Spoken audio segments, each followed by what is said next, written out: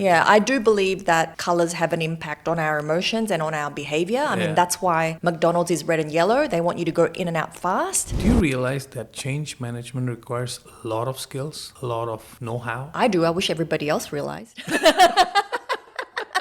Keep on going. Same with change. People can't change overnight. We need to give them the skills, the time, the confidence, and the opportunity to do that. And last but not least, connection. Updating job description. That's one thing company don't even bother doing it. Yeah. So I'd say Singapore is a great one. And then number 2 would be Thailand. And then third would be Vietnam. I say Thailand because I met someone to help support you. It's something new for me. And seriously. It's worked.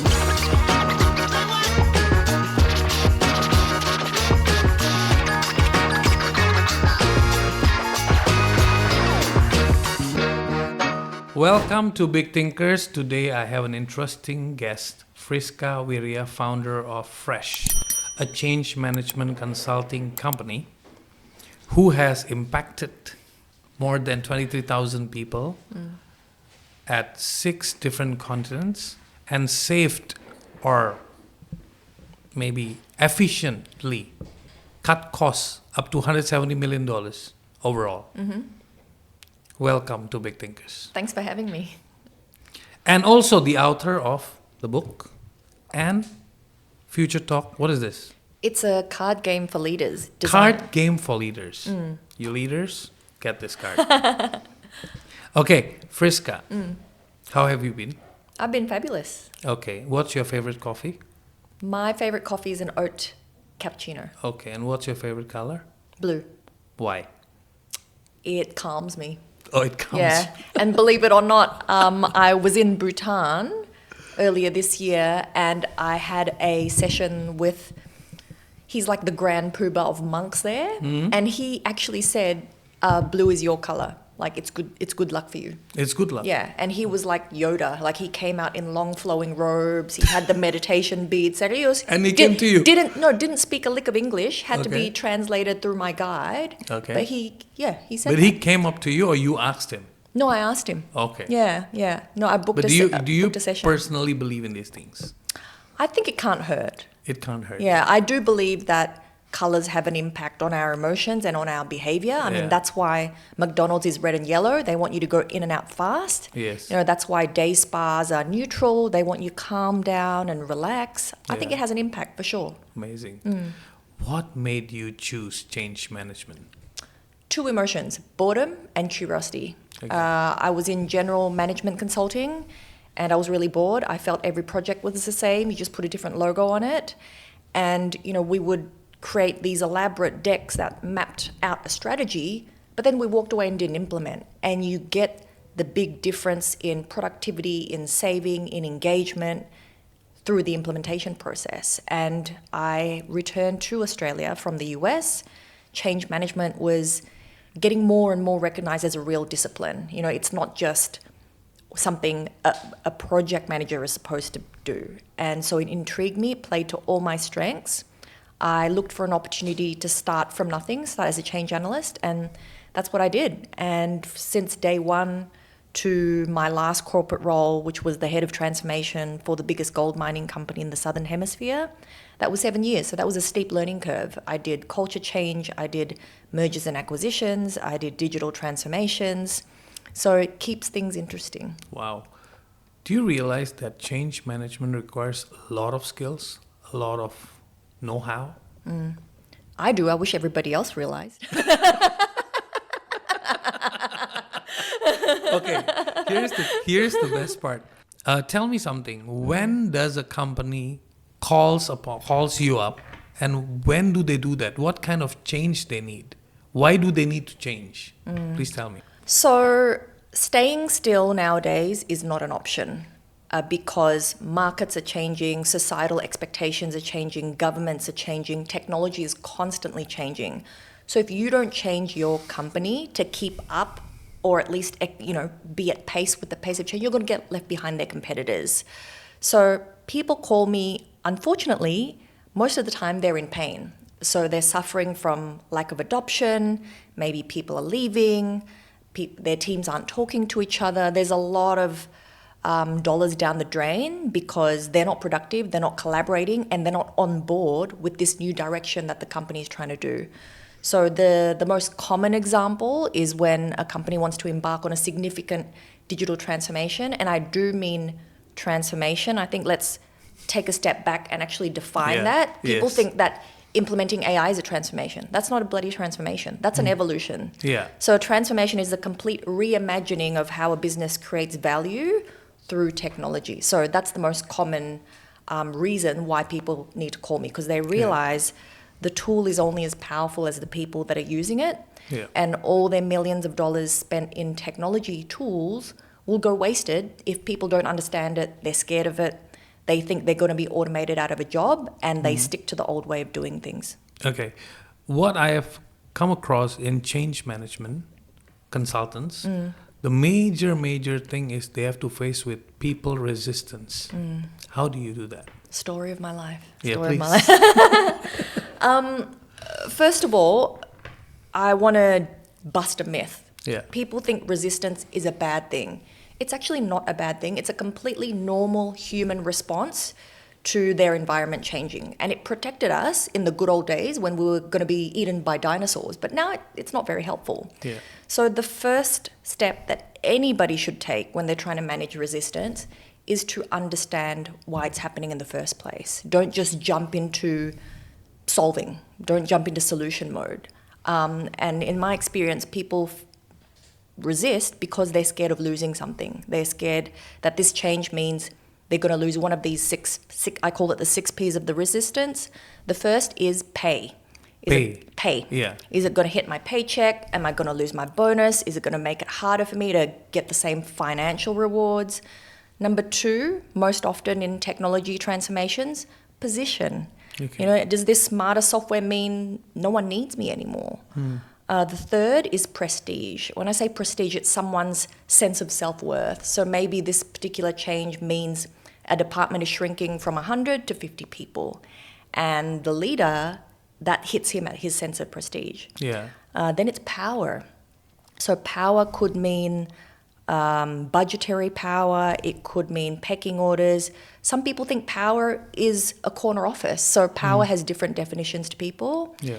And then it's protection, especially in the cases of a restructure or an M&A. There's a different reporting lines. Someone could be BFFs with their boss, and because of this restructure, they're no longer protected. People will see that this particular person is underperforming. Yeah. So once you understand which one or more of these P's is making people dig their heels in, then you can develop a solution. Then you know how to manage it and how to approach it. Okay. But often they just jump to conclusions. They just think, oh, that person's always difficult, or this team never wants to do anything new. But we haven't taken the time to address what their fear is that they're going to be losing. All right.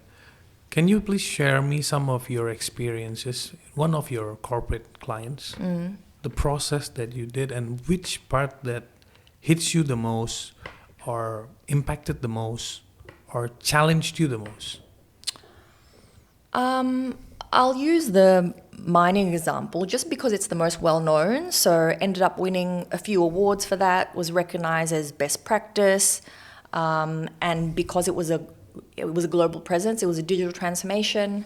I was poached from Woolly to join that. And so what any good change person does when they first join, they listen. They assess. How were things done in the past? What could we learn from? What works here? What doesn't work here? And from that, I identified kind of 3 critical elements that can make or break any change, regardless of the industry, the culture, or what type of change is. So the first was communication. There was a complete lack thereof, or it was ineffective. And when communication doesn't happen, what happens? Us as humans, we make up stories in our head. Assumptions. We think worst case scenario, right? Like how I think we've all been about to depart on a flight and it gets delayed, and you're just sitting on the tarmac, sitting, and you have no idea why or how long it's going to last. That's how people feel when they're kept in the dark. It's frustrating because then they can't make their own plans. Number 2, why the transformation was not successful before I came on board is capability. people were not given the skills to build whatever knowledge and skill set they needed to embark on this change. Like tools were literally, thrown over the fence and told, there you go, use it. Yeah, right? Normally it's done like that. It's normally done like that. But, like for example, I can't just read a book and say, on how to become the world's greatest golfer and beat Tiger Woods next month. It's not going to happen. It's not going to happen. I need to know the theory. I need to practice my heart out and just keep on going. Like same with change. People can't change overnight. We need to give them the skills, the time, the confidence, and the opportunity to do that. And last but not least, connection. So connection's very important. People felt like the change was being done to them, not with them, and they didn't appreciate that. At the end of the day, people don't resist the change itself. They resist being changed, being forced into it. So once I knew that, I then developed a framework to make sure that those elements were brought to life. And I call this the 4S. So I've talked about this in both my books, and it stands for support, skills, systems, and structures. Okay. Right? Any transformation needs to be supported at the very top. Right? You can't just pay lip service. It's not just signing off on budget. The leaders have to live and breathe it. They have to role model it. And they need to be hands-on. They need to roll up their sleeves and manage resistance. So I set about getting that top-down support first when I first started. The second, as we've talked about, skills. So I developed a digital curriculum, launched quite a few e-learning courses that skyrocketed to number 1 in the LMS, even though those courses were voluntary. Why? Because they weren't boring. There's nothing worse than, I don't know if you have ever done one of those introduction to ethics courses that clients force you to do when you start with them. Boring, I skip as fast as possible because the answer's so obvious. Yes. So these were short, sharp, contextualized, relevant to people's roles. I then partnered with leading universities and HR, develop a digital curriculum for all levels of the business. So that was skills. The third is structures. So I needed to embed the change to reflect this is just how the business does. This means updating job descriptions, SOPs. Updating job description. That's one thing the company don't even bother doing it. I know it is not exciting work, but it needs to be done because you need anchor points to embed the change into business as usual. Right? Everything like that. And last but not least, systems. So how did I make sure that when I walk away, the change doesn't walk away with me? And that means collating data. How do I know the change is on track? Where does this data go? Empowering people to take action in light of the data. So I needed to institute feedback loops too. And with those 4 quadrants, support, skills, system, structures, that's how we were able to save $170 million in 1 year. Wow. Okay, what roles does leadership play in change management? I would say that they need to step up and actually play more of a role in change management. So often leaders think, oh, I've hired you as the change person. All my problems are solved, but it's not. Change management is very much a contact sport.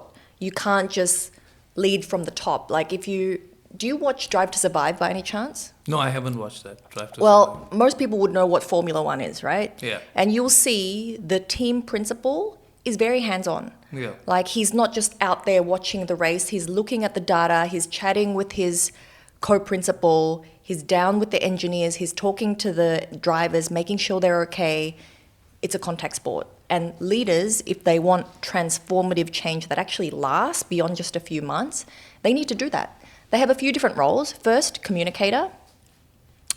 Sounds simple, but often leaders fail at this because they're not confident, they weren't taught, etc.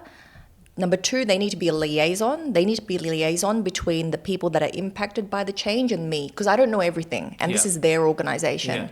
They need to be an advocate, right? There's nothing worse than, like if you remember 5 years ago when we were all locked up in our homes during COVID, everybody was like, stay home.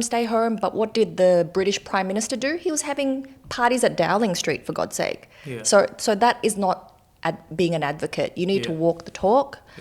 You need to be a resistance manager because, that's why you get paid the big bucks. Consultants can advise you on what to say, who to say it to, and how to approach them.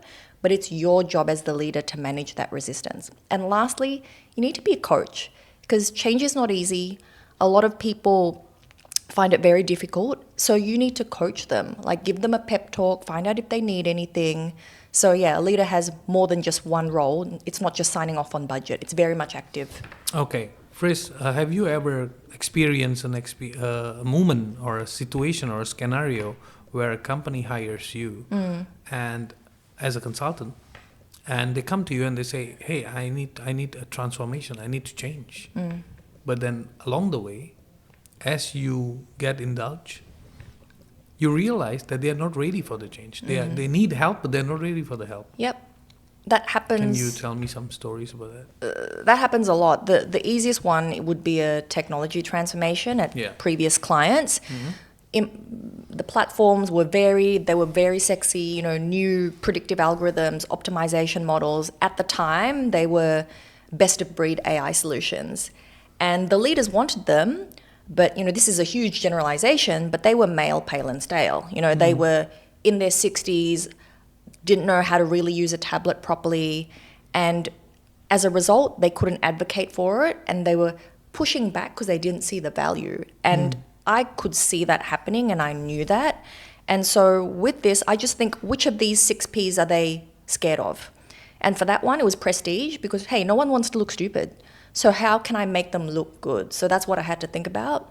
And then another one would be protection. They were protected because they used to have all the information, all the know-how, and now it's moving from gut feel of decisions to data-driven decisions. So how do I make them comfortable with data that's in electronic form? And once you know that, you know how to close the gap and how to reduce their fears. And that gets them more comfortable with being a leader of change. Don't you think sometimes you need to have a little bit of psychological knowledge to do that? You need a shit ton of psychological knowledge. A shit ton of psychological knowledge. Like change management draws from many different disciplines. Psychology is a big one. Okay. I'm a huge believer in positive psychology, and often when a change just doesn't go anywhere, it's because it lacks 2 things. There's no carrot and there's no stick. Okay. And when I say carrot, what's an incentive to get people to move towards it? Yeah. And also, what's the stick to move them away from the old way of doing things? So you need both in balance. And when I say carrot, often, especially where we are today in Asia, people think, throw them a bonus, throw them an extra pay. It's not about the money. It's about acknowledgement for a job well done, feeling valued, feeling seen, believing the company is invested in your growth. That's what's going to get people to stay, and that's what's going to get people to change. Basically covering all the 6 Ps and making them feel optimum. Okay. And how do you handle when you come to know after 3 months, 6 months, you come to know, it's not about the people on the lower end or on the professional end, but it's the leaders who are not ready. And the leaders are it's like they're doing a paradox. They want you to they hire you, they want you to bring change, and they just leave it on you to bring change. And when things don't go right, it's your job. I hired you to do that. And that's where an education process comes in. I just draw attention to leaders that have done it well. I use lots of examples. I tell a lot of stories, and I make it easy for them. I actually position it in a way as, let me help you take something off your already busy plate. That way they don't have to think about it. They just know, okay, this is my week. I need to speak at this town hall. I need to manage this person because they're being difficult. I need to get this team on board, etc., etc. So always think what's going to make their life easier as a change leader. Because at the end of the day, no one's born with these skills. There is no degree to be a change leader. So I know it because I've done this for 11 years and I've seen fantastic leaders and I've seen terrible ones. A famous leader that comes to mind that's led an entire culture change would be Satya Nadella. When he took the reins on Microsoft, it was a dinosaur. It was on a decline. They were losing market share. But he went from... And they used to be really arrogant. Yeah, but he transformed that culture from a know-it-all culture to a learn-it-all culture. Yeah. So he invoked curiosity from his very senior leaders to everybody on the top floor. Why? It's because he talked about it all the time. and he lived and breathed it. You can see how he holds himself in press conferences. He's not arrogant at all. So he's a fantastic role model. He's an advocate. He exited a lot of people that weren't right for the culture. So that's a form of resistance management. And he's a great communicator. He's a relentless communicator. Wow. Okay, so with your 11 years of journey, what are the key elements of a successful organization? Of a successful organization, I would say alignment. I would say clarity. I would say engagement. And when I say engagement, I mean not just the CEO, but everybody's engaged and pushing in the right direction. And you can't push in the right direction without first addressing the alignment. So there's a saying, there's a Chinese saying that says 1 bed, 9 dreams, which is symptomatic of when a leadership team creates their, for example, 2050 strategy. What the CEO has in his head is very different to what the CMO has in their head. So a lot of people don't go to the effort to making sure there's crystal clear alignment at the very top. Because if you don't get that crystal clear alignment at the very top, every level you come down, it mutates. It's like playing Chinese whispers. Yeah. And when you finally get down to the lower level employees, it's something completely different. So how are you ever supposed to move with intention in the right directions if everybody's going in a slightly different way? Yep. And it's 3 great points that you said: alignment, clarity, and engagement. I'm really curious, how do you build clarity in a person? In a person? Yeah. Before you go into organization, it's a person. It's people. It's the organization. It's the leader. Clarity comes from where? Clarity, I would say, I have a tool called Change on a Page, where we get crystal clear on what we're doing, why we're doing it, how we're going to support people, what the benefit is, and what the dangers are if we don't do it.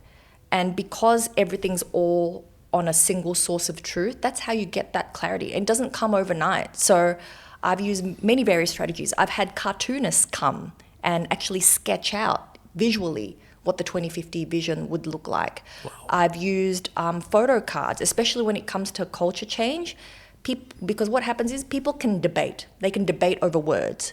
Like, for example, sad versus depressed. But pictures hit you viscerally, and they evoke a feeling in you, which is why I'm a more visual person. And from the visual clarity, then you can put words to paper and get the verbal clarity. Okay, and then how do you engage, or how do you empower people for alignment and engagement? It's not up to me to empower people. It's up to the leaders. How do you empower leaders? How do you empower leaders to do that? How do you, as a consultant, how do you support them? So leaders often don't want to empower people because they're scared that they'll get disagreement, or it'll take too long, or they'll miss their milestones. So I always say to them, like, look, resistance is going to come whether you like it or not, and how fast you get to the future state depends on how much you're willing to invest in this process. If you keep pushing it aside and thinking, I'm too busy, I'm going to do this another time, you're never going to get people engaged and empowered. So I position, and they're also scared of losing control. So I don't position it as, hey, you're losing control by empowering people. I position it as a gain. You're gaining commitment. You're gaining momentum.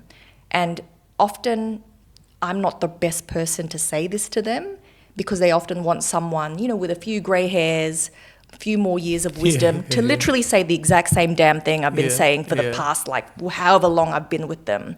And I don't take it personally, but that's just how people work. It's why, my girlfriends often complain, I've been telling my husband to do this, and then 2 years later, his best friend says, why don't you do ABC? And then he does it instantly.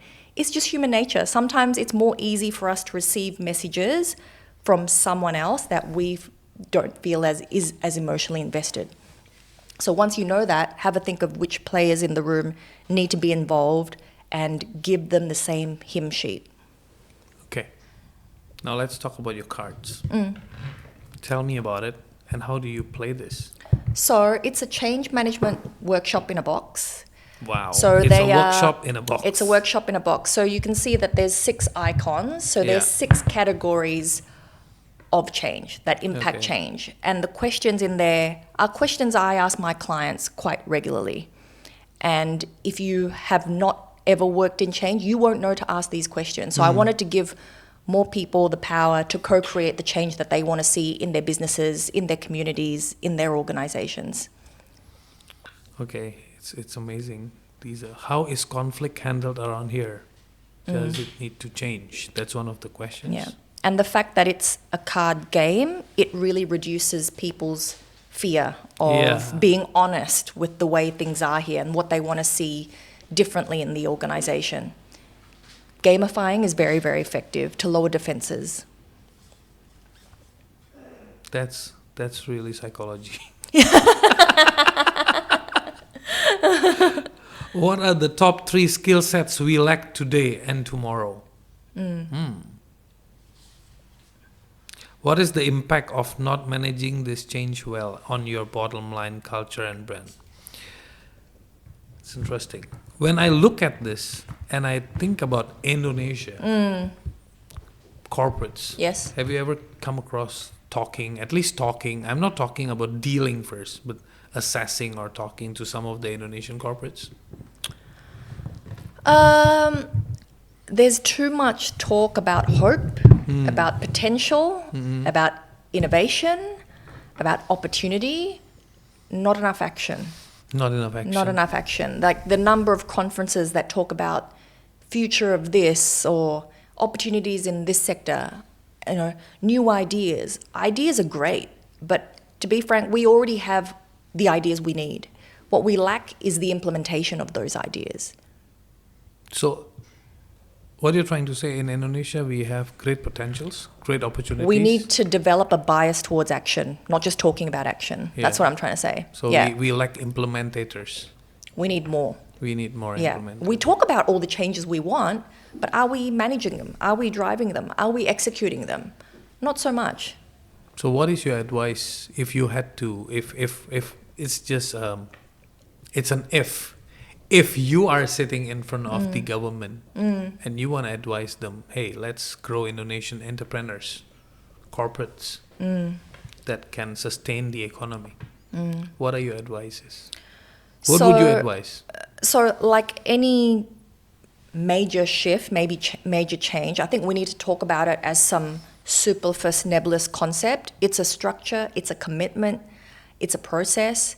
We need to start treating it as such. Any change needs resources. Any change needs investment. Any change needs people. So we need to free up people to be able to take up these roles. So Singapore, for example, has quite a thriving entrepreneurial scene. It's because the government supports them.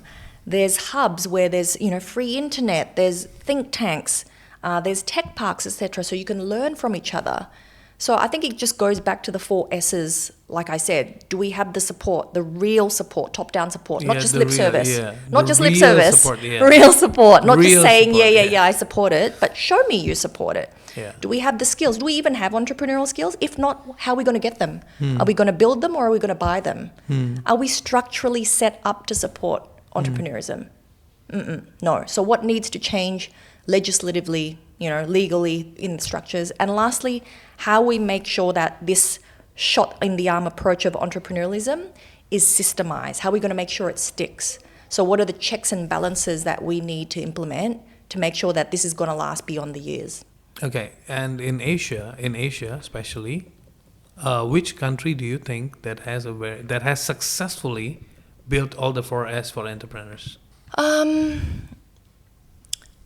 don't know if it's about entrepreneurs, but Singapore is a great example because in one generation, right, just one generation, they were a swampland reject of Malaysia. Yeah. Right? Now they're above us in all ways, in foreign investment, in infrastructure, etc.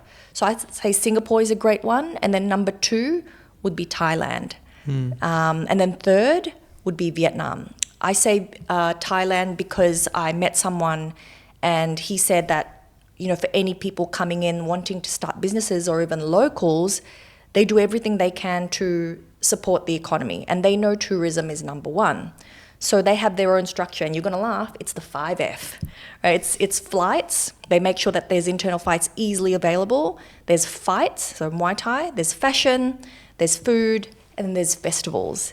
And so if your business is in one of those pillars, the government will do anything they can to help support you. It's something new for me. And Seriously. it's worked. Yeah. So if you didn't know, Thailand is the number one country in Asia for tourists. Yeah. The gap is huge. Yeah. So visitors to Thailand last year was about 34 million. Indonesia is about 10 million. Yeah. Right? We've got a lot more people. We've got a lot more islands. Bali is 5V. But we're losing. Villa. Villa. Very calming. Very exciting. Yeah. Okay. And then I say Vietnam because they are very pro foreign investment. It's very easy to set up business there. My friend has just gone through it. Like they've literally rolled out the red carpet, tax concessions, really easy to get a visa. So those 3 countries in Asia stand out. This is a little bit out of the context of change management, but I'm still using the change management concept here since you're living in Bali. What do you think needs to be improved in Bali? Oh my God, where do I start? Where do I... Long list, yeah.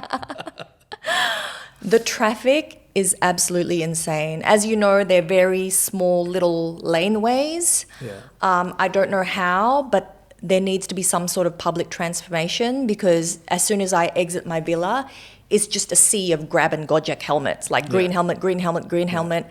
And the challenge is the same little roads are used for trucks, are used for construction. So I don't know how we're going to get around that, but yeah, that's a big one. That's a big one. Number 2, I think this is no surprise. There seem to be different rules for different folks. Okay. Somehow, if you've got a bag of money, you can build a monstrous villa, but no one else can. So this is not a problem that's going to be resolved by me talking about it. I just think it'll come with time. I think the more international pressure and attention is on Bali, the more likely that people will want to do something different in terms of legal wise. And then third, I think in terms of visas, etc., I think if you're a good citizen, there has to be, or there should be, a special concession of some sort to make life easier for you. Yeah. Like, for example, me, I've come back, it's been a year, I was born here, but I'm treated the same like any other bullet that's going for their visa. I hire 6 locals, and I'm sure a lot of other Indonesian diaspora are in the same boat. So we're treated the same. But if there is this, brain drain here, if we are trying to attract more talented diaspora back to the homeland, then, like I said about change, what's the carrot? What's the stick? Yeah. There's no carrot. Yeah. Yeah. What are the common pitfalls that an organization should avoid? When it comes to change? Yes. The first is not treating it seriously. So it's not an appendix, it's the corporate body. So often, especially in digital transformations, all the budget goes towards hardware and software, and they like, oh shit, forgot about the people. We need to communicate to them. We need to train them. We need to make sure that they're on board with this. So I'd say have a balance of investment between hard stuff and people stuff. The second is not having the right people leading the change effort. So it's not about who's the CEO. It's not about who's the most senior person in the room, who's been here the longest. It's actually who the hell do people listen to? So whose name gets whispered in the corridors that they know that person is their word is gospel. So you need that person in the tent. And most people sometimes they get so annoyed because they want to be listened, but they don't focus on who do they listen to. Correct. So, and also realize that you're not the best person to always convey a message. So have the foresight to identify who that person is. Okay. If there is a small corporation, it's not a large corporation, what would be your advice to keep that corporation always adaptive, always innovative? What would be your advice to those leaders?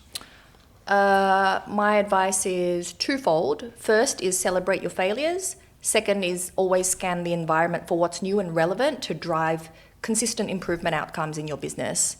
So a company that does this really well is a company in Berlin called BuzzFeed.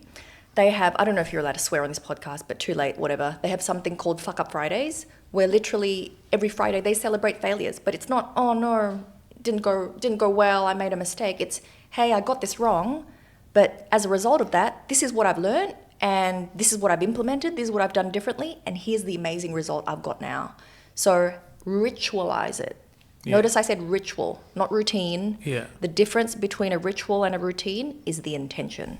It's the mindset. So make it something fun. Make it something that people look forward to. That particular company does it on a Friday night, so it's like their Friday night drinks. Yeah, in the startup, I was in the startup industry before. They had these fuck up nights. Yeah. The same thing, they share all their failure stories, and that's what are the things they learn from it. And that's great, that's looking at the past, but you also need to look at the future, which is why you need to be scanning the environment for new tools, new practices, new methodologies, new principles that could just help you get that 1% better every day. Friska, how important it is for an individual who decide to start up a company and they need to first learn how to be a coach?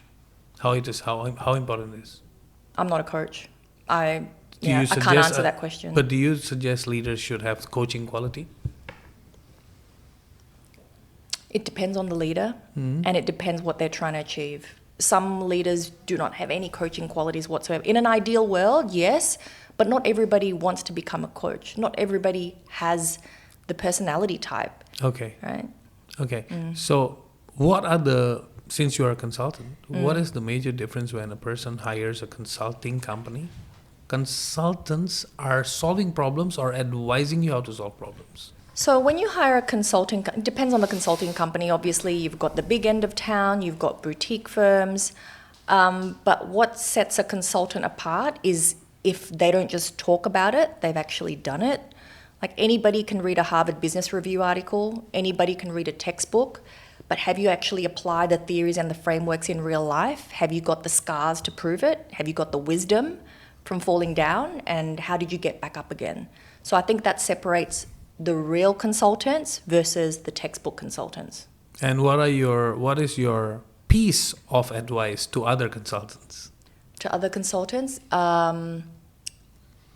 If you're just starting, I would say get some real life experience. I mean, it's a big wide world out there. It's not just about MBB. And I think to help you stand apart is when you have your own IP, your own way of doing things that adds on to what is already out there in the world, and you've got the case studies to back it up that it works in real life. And I think also what a lot of consultants miss, they're very good at telling people what to do, not great at the doing. So if you want to be a standout, you need to have both. You need to have two sides of the coin, the advising and the implementing. Because remember, ideas are worthless without implementation. Okay.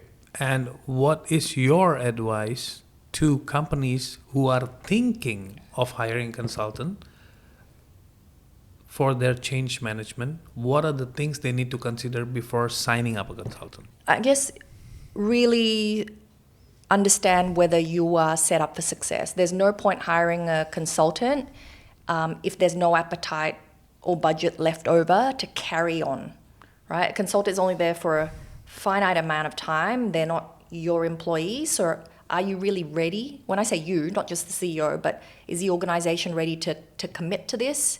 And making sure you've got enough resources set aside to embed the change properly in your business. The third is hiring a change and transformation consultant is very much a high trust relationship. So really make sure that you trust that person.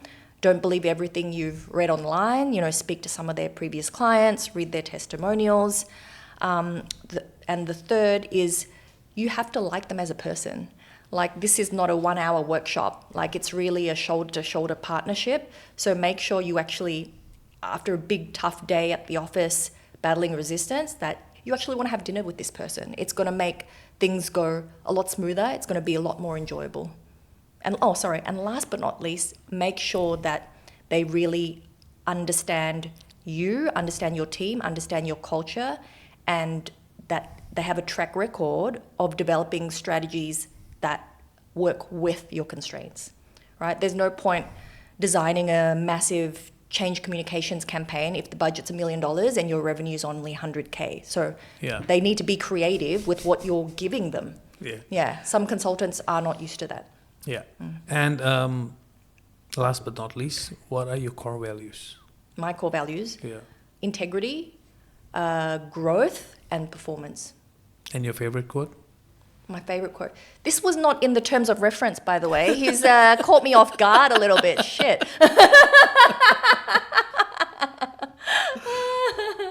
Hold on. Favorite quote. You live by. I don't really live by any quotes. Okay. I guess. Okay, what do you like you said earlier, you grew up in a certain level, you grew up with certain experiences in two different zones, America and Australia. One thing that you learned and you have embedded that in yourself. Don't take things too personal. Something like. Oh, okay.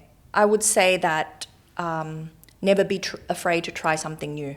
Okay. Because, every expert started as an amateur.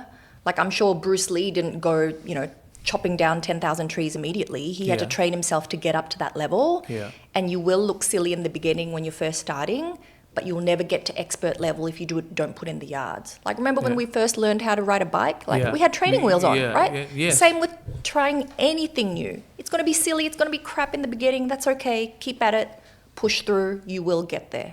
How fast you get there depends on how many reps you put in. So put in the reps. Put in the reps. That's the end. Put in the reps. Thank you, Friska. Thank you. See you in the next episode.